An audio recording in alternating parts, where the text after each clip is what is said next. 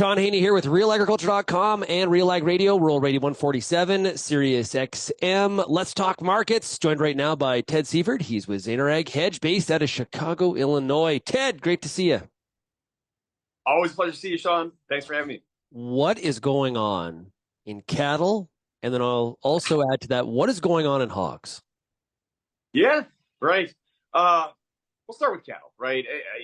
Domestic demand has been super strong. And that's coming at the same time where we've seen the number of animals in production drop fairly sharply. And by the way, that drop in production comes from really high-priced feedstocks and the drought that we've had in the plains.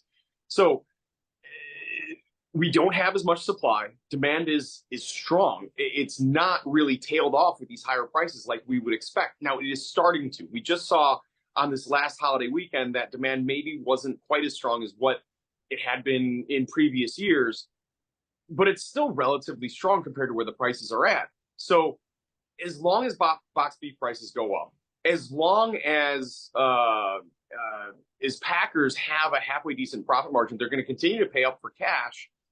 And the cash cattle trade is actually now more in the hands of producers, whereas for the last however many years, it's really been dominated by packers. It's a nice thing to see. The problem with it is that eventually people will start balking at the prices, especially if we head into some sort of economic depression, recession, something like that. If we have a domestic or macro problem where people are afraid to go to the butcher's counter and spend the money on the higher cuts of beef, then you will start to see that bubble start to burst. But at least for now, the fundamentals are fairly bullish. Cash cattle continues to trade higher.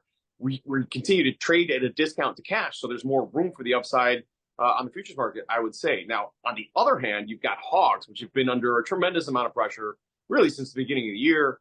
But just in the last few days, we've kind of bounced off our lows. And I think we had gotten rather undervalued.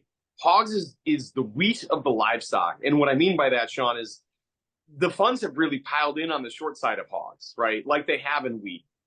So now I think you're starting to see a little bit of short covering rally because you are starting to see demand pick up based on, we're into the grilling season. And, again, beef is really rather high priced. So there is this cheaper alternative that people are starting to look at. Also, you look at weights. We've seen weights drop, which means we're a lot more current on marketing. That glut of supply that we had up front is sort of dissipating.